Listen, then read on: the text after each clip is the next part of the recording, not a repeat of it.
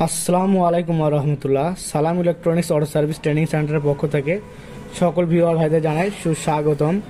আজকে আপনাদের যে কন্ট্রোলারটি দেখাবো, এই কন্ট্রোলারটার আমরা এই যে হলুদ সবুজ ব্লুতে যে মাপ দিব, এই মাপটা দিয়ে দেখাবো। এমনকি আর যে 5 ভোল্ট ভোল্টেজ যেগুলো আছে কিনা এই বিষয়গুলোও দেখাবো। দেখার পর আপনাদের জানাবো এটার সমস্যাটা কি। তো মূল বিষয় আমরা আগেই যে জিনিসটা দেখেছি, এই যে মসফেটের লাইনে যে আমরা লাল কালো তার থেকে মাপ ধরি, মাপ ধরার পর যে আমরা খারাপ ভালো বুঝতে পারি, এটা বোঝার পরই আমরা একটা কন্ট্রোলার মেরামত করে থাকি। তো এখানে অনেক কন্ট্রোলার দেখতে পাচ্ছেন। এই কন্ট্রোলারগুলো আমাদের কাছে মেরামত করতে এবং মেরামত করা শিখতে আসছেন আমাদের নারায়ণগঞ্জ জেলার ডালিম ভাই। তো তিনি কিন্তু তার অভিজ্ঞতা দিয়ে তাই চেষ্টা করছে এই কন্ট্রোলারটা মেরামত করার।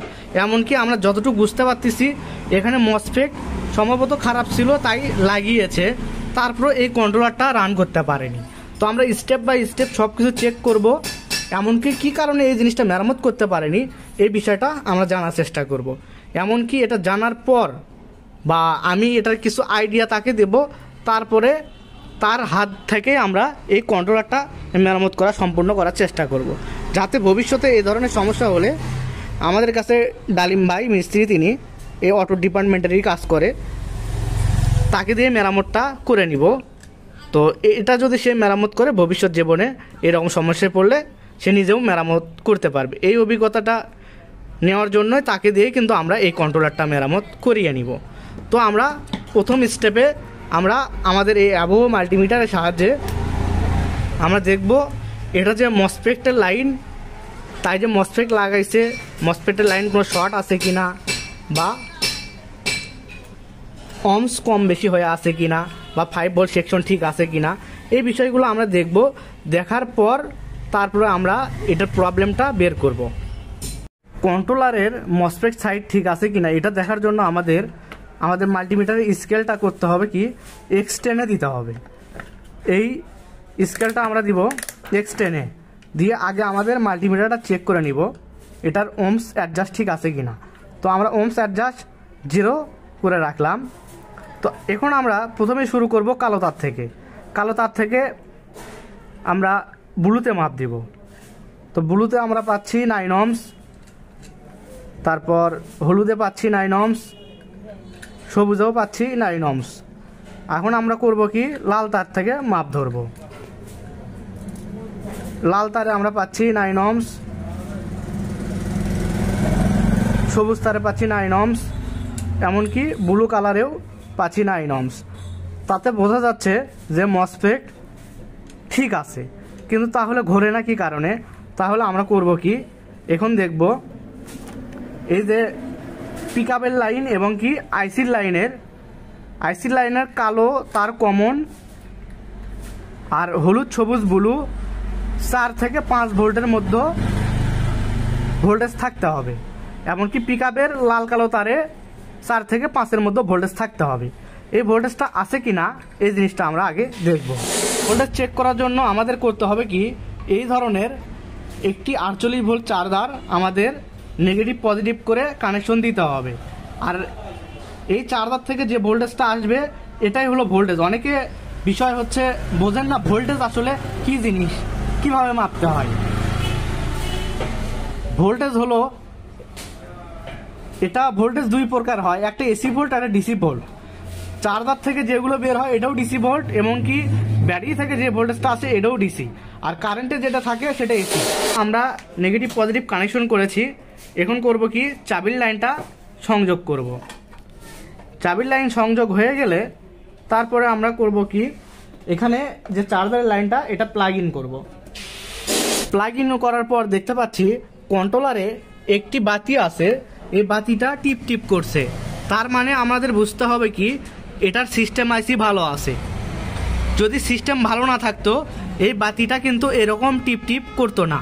সিস্টেম খারাপ ভালো বোঝার উপায় এই কন্ট্রোলারে কিন্তু দিয়েছে। এটাকে আমরা আপডেট মডেলের কন্ট্রোলার বলি। এই কন্ট্রোলারগুলোতে বোঝা যায় সিস্টেম আইসি ভালো আছে না খারাপ আছে। এই একটি বাতির সাহায্যে, বাতি যদি টিপ টিপ করে সেই ক্ষেত্রে বুঝতে হবে আইসিটা ভালো আছে। আর বাতি যদি টিপ টিপ না করে সেই ক্ষেত্রে বুঝতে হবে আইসিটা খারাপ আছে, সিস্টেম আইসি খারাপ। অর্থাৎ সেটা তার চেষ্টা না করাই ভালো যদি আইসি আপনাদের কাছে না থাকে। তার আগে আপনাদের করতে হবে কি, এটার যে সিস্টেম আইসি আছে, আপনাদের লাইনটা আউট করে দেখাই। এটা যে সিস্টেম আইসি আছে,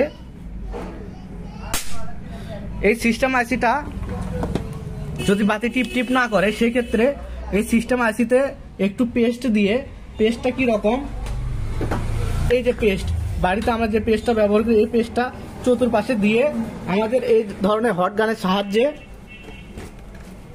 সুন্দর করে হিট দিতে হবে। হিট দেওয়ার পর দেখতে হবে সিগন্যালটা সঠিক আসে কিনা।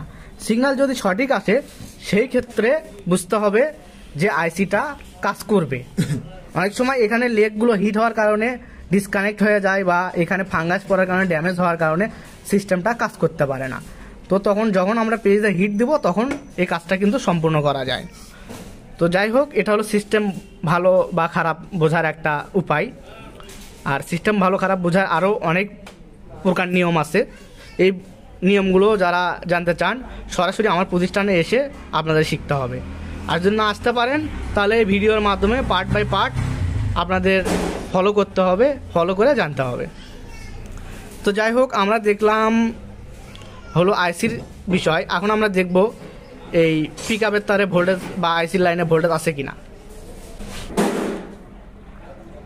আইসি লাইনে ভোল্টেজ দেখতে গেলে আমাদের স্কেলটা মিটারের দিতে হবে। আমরা 5 ভোল্ট যেহেতু দেখব, আমরা 10 স্কেলে দেব।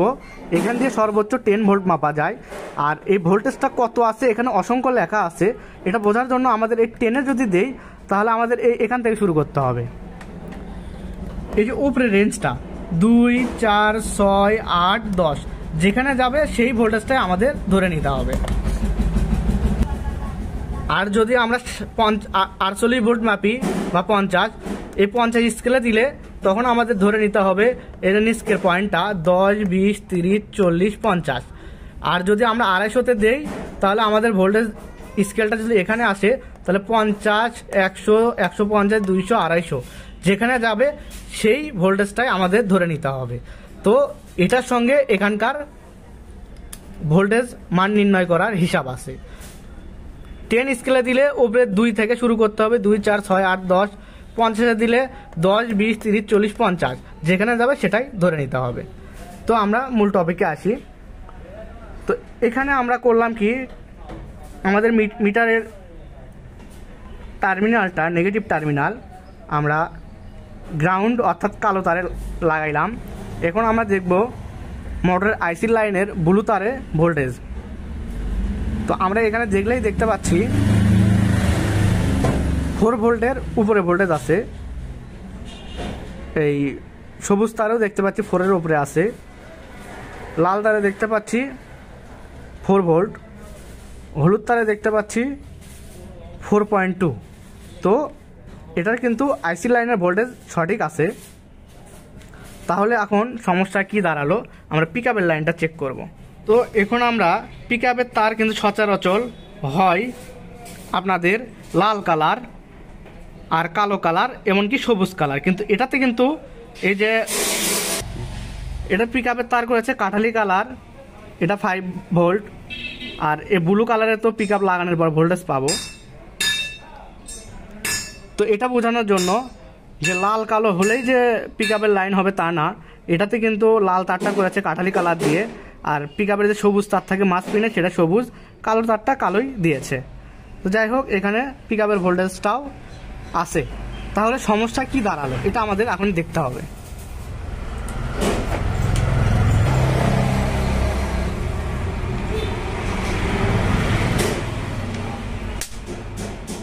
সব কিছু ঠিক থাকার পরেও কি কারণে এই কন্ট্রোলারটা রান করছে না, এটা কিন্তু আমাদের ডালিম ভাই, মেকার ভাই, তিনি কিন্তু চেষ্টা করছে, তিনি সমাধান করে উঠতে পারেনি। তো আমরা প্রথমে আগে দেখব, যেহেতু এখানে মসফেট লাগাইছে,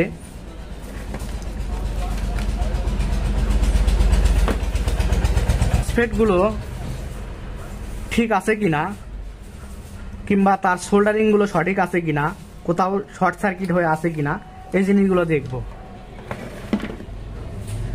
এমনকি এটাতে আমরা যেহেতু এখানে আমরা মাপ ধরতে পারিনি, অনেক সময় হয় কি আপনার এখানে যে গুঁড়ো পার্টসগুলো আছে বা অর্থাৎ ছোট ছোট ট্রানজিস্টর, রেজিস্টর, ক্যাপাসিটর এগুলো যদি খারাপ থাকে সেই ক্ষেত্রে কিন্তু আপনাদের এখানে মাপটা ধরা যায় না, এমনকি গাড়িটা চলে না। তো সেই জন্য আমরা করব কি, বা অনেক সময় মসফেট এক একটা লিকেজ যদি থাকে সেই ক্ষেত্রেও সমস্যা এ ধরনের হয়।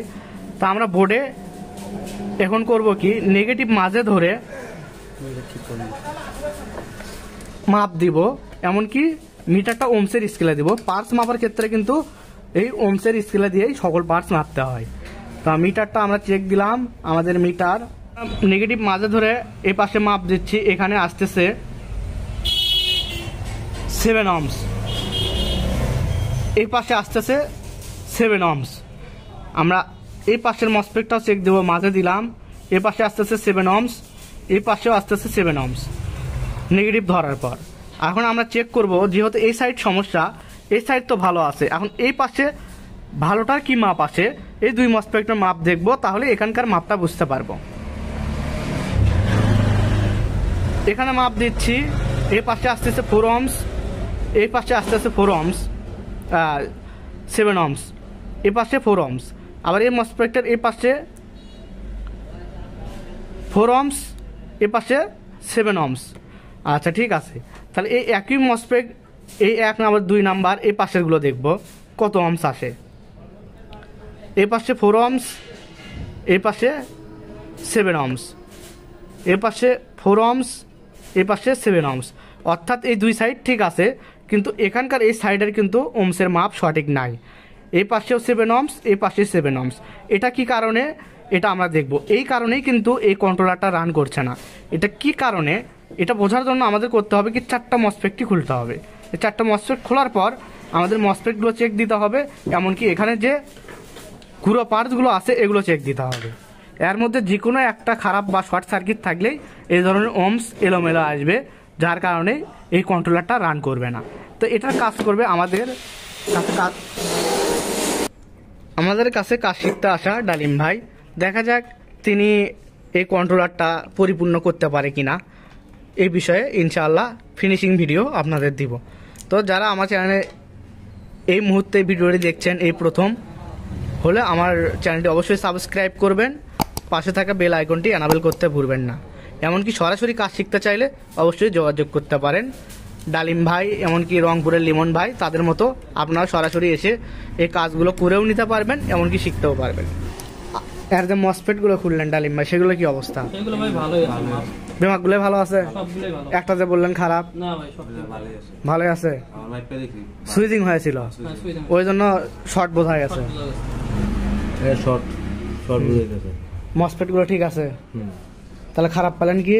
এইটা কত নাম্বার, ওটা কি খারাপ পেলেন? 18C ট্রানজিস্টর খারাপ। এটা কি ট্রানজিস্টর ছিল? এটা 18C ট্রানজিস্টর। এটা আমি এই পাশ থেকে মাইপা এই পাশে বাইর করছি, এটা খারাপ। এখন এটা খুললে মাইপা দেখলাম এটা খারাপ। এটা কি খারাপ, কাটা গেছে না শর্ট সার্কিট? এটা শর্ট হয়ে গেছে। আর শর্টটা আরেকবার দেখান তো দেখি। এটা কি নেগেটিভ ট্রানজিস্টর না পজিটিভ? নেগেটিভ, এটা নেগেটিভ ট্রানজিস্টর।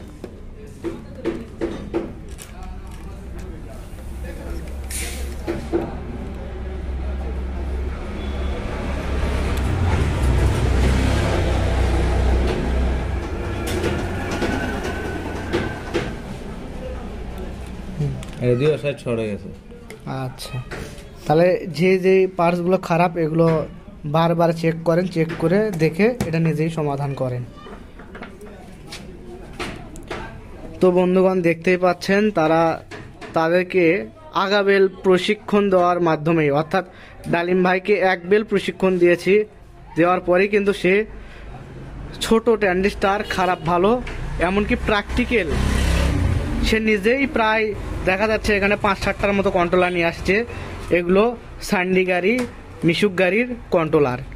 তার গুঁড়া পার্টসের সমস্যা তাকে বুঝে দেওয়ার পর সে নিজেই কিন্তু খারাপ ভালো বের করছে। তো দেখা যাক এটা ফাইনাল রাউন্ডে চালু করে দেখাতে পারে কিনা। এটা কি সমাধান করতে পারছেন ডালিম ভাই? সমস্যা হবে আলহামদুলিল্লাহ। এটা কতটুক সময় লাগলো আপনি বুঝে দিতে?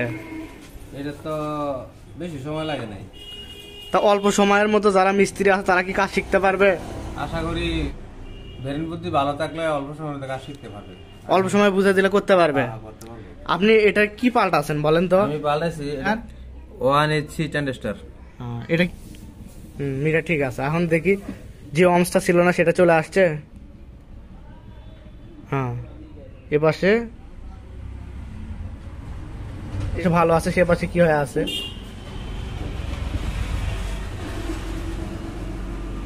সিক্স অমস ঠিক আছে।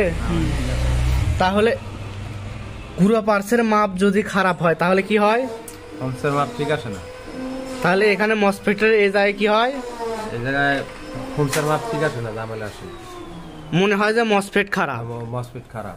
খোলার পর আপনি কি দেখলেন? মসফেট গুলো মসফিট ভালো, টেন্ডেসটা খারাপ। টেনিসটা খারাপের জন্য এই জায়গা খারাপ টেন্ডেস। আপনি চেষ্টা করছেন এই ছোট পার্সের এই কাজটা করতে পারেননি, মসফেট পাল্টাছিলেন তো? হ্যাঁ পাল্টাইছিলাম, 2 বার পাল্টাইছিলাম, সাকসেস হয়নি। আর এই ছোট পার্সের কাজের জন্য তো আসছেন, হ্যাঁ সেটা তো নিজে সমাধান করছেন। হ্যাঁ হ্যাঁ। আচ্ছা, তাহলে এটা এখন আপনি ওমস যেহেতু মিলছে, এখন লাইন দিয়ে দেখান তো দেখি চলে কিনা মোটরটা। তো দেখি চালু করেন তো, আস্তে আস্তে পিক আপ দেবেন। তো এই তো দেখুন কন্ট্রোলারটা কিন্তু চালু হয়ে গেছে, অর্থাৎ মোটর চলছে। হ্যাঁ এইভাবে। তো কন্ট্রোলারটা চালু করতে পেরে আপনার কেমন লাগতেছে ডালিম ভাই? ভালো লাগতেছে, আমি এত দূর থেকে আসতে আমার পরিশ্রমটা সার্থক হয়েছে। আচ্ছা, এরপরে এই সমস্যাগুলো তো নিজে সমাধান করতে পারবেন, এরকম আত্মবিশ্বাস আসছে তো? ইনশাআল্লাহ আলহামদুলিল্লাহ। একটা কন্ট্রোলার দিয়ে নিজেই সাকসেস করছেন, আমি হেল্প করছি এই তো? হ্যাঁ আপনি হেল্প করছেন। আচ্ছা ঠিক আছে। তার হাতে আরো তাই প্রায় কয়টা কন্ট্রোলার নিয়ে আসছেন আপনি টোটাল? আমি 7টা কন্ট্রোলার নিয়ে আসছি। 7টা কন্ট্রোলার এই ভাই নিয়ে আসছে, ছোট পার্সের সমস্যাটির সমাধান সে করে ফেলেছে, এমনকি আপনাদের সামনেই ঘুরিয়ে দেখাচ্ছে মোটরটা চলছে। তো এই রকম যারা মেকার আছেন, টুকিটাকি কাজ করেন, নিজেদেরকে আপডেট করতে চাচ্ছেন, অবশ্যই যোগাযোগ করতে পারেন আমাদের ট্রেনিং সেন্টারে। এই ধরনের অটো ডিপার্টমেন্টের ইলেকট্রিক সাইডের মোটর, কন্ট্রোলার, চার্জার এবং ওয়্যারিং এই সকল বিষয়গুলো খুব সুন্দর মতো শেখানো হয়। আর আপনাদের আমার ট্রেনিং সেন্টারের থেকে কাজ শিখলে 800, 1000, 500, 1200 যে কোনো মডেলের যে কোনো ওয়ার্ডের কন্ট্রোলার আপনারা নিজেরাই সার্ভিসিং করতে পারবেন কিছুদিন প্রশিক্ষণ নিলেই। আমাদের প্রশিক্ষণ সেন্টারটা কোথায়? আমাদের প্রশিক্ষণ সেন্টারটা হলো বগুড়া শহর 5 মাইল বাজার, গাবতলী থানাতে। এটা আমাদের সেন্টারের বাইরের দৃশ্য। সামনে দেখতে পাচ্ছেন ভ্যান গাড়ির বডি চার্জেসের কাজ হচ্ছে, আর তার পাশে এখানে ভ্যান গাড়ি তৈরি হচ্ছে, আর তার পাশে আমার ট্রেনিং সেন্টারটি। এখানে নিরিবিলি পরিবেশ, কোনো ঝামেলা নাই, একদম সুস্থ একটা পরিবেশ। এখান থেকে আপনারা সরাসরি এই কাজগুলো